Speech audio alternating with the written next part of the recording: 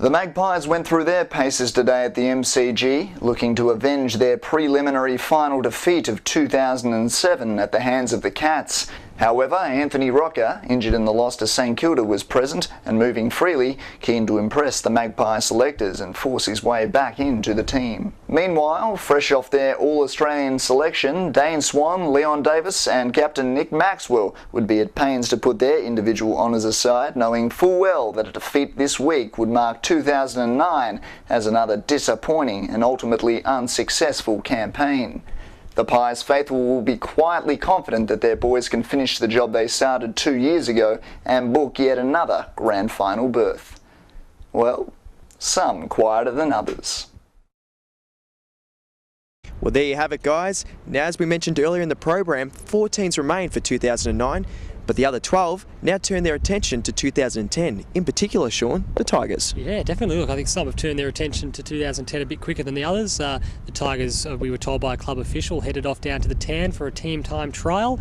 Good news though, Damien Hardwick was there. He was with the boys going for a run, so he took part. I think it's just what they need, a pretty hands-on coach, and I think he'll put them in the right direction. Yes, well, all the best to Damien and his Tigers. But back here at the G, 2009 is not done with just yet, Sean. No, not just yet. Mick Moldhouse has already started a war of words with Mark Thompson, which we saw earlier in the week. Oh, look, it was unbelievable, wasn't it? The Magpies hadn't yet beaten the Crows, and I don't know if it was just gamesmanship or perhaps confidence on Mick's part, but he certainly had Mark Thompson and the Cats in his sights.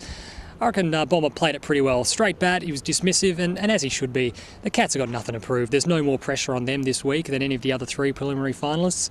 Probably less. They've been there, they've done that, they've won a grand final, they've won preliminary finals, looking to reach their 3rd grand final on the bounce, and I reckon they're in a pretty good space, really. No surprise you'll be back in the Cats then this week. Yeah, after that I think I'd be loath to tip against them. It's the Cats for me. I think most of Victoria will be with you on that one, mate, and I'm no different. But just who they play, they'll be decided on Friday night when the Bulldogs play the Saints. Now, this year marks the anniversary when Carlton pulled one of the biggest upsets in AFL history, knocking over hot favourite Essendon. Can the Bulldogs do the same?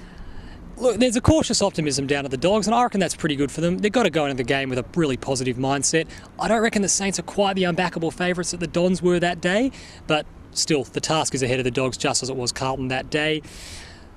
I just reckon the Saints have probably got the Bulldogs number at the moment, and for me it'll be 1v2 in the grand final, as it should be.